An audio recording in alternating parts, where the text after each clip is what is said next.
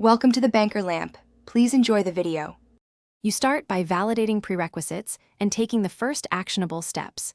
Ensure your model file is compatible with runtime libraries, then create a virtual environment and install Flask plus the model's dependencies. Once done, prepare a minimal app structure and write an API endpoint such as post/predict.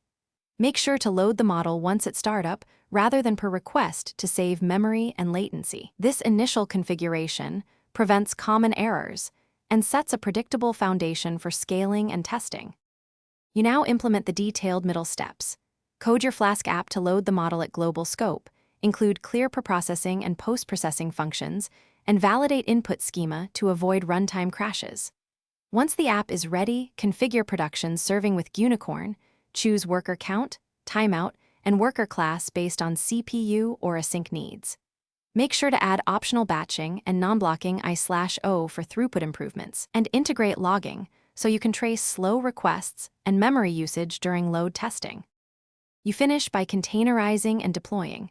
Write a lean Docker file that copies model artifacts and dependencies, expose the service port, and build the image. Once deployed to your host or cloud, configure a reverse proxy, environment variables, and auto-scaling policies. After rollout, add metrics and health checks so you can respond to errors quickly. If things go wrong, check logs for OOM, mismatched tensor shapes, or dependency versions. Restart with diagnostics enabled and reproduce the failing request locally.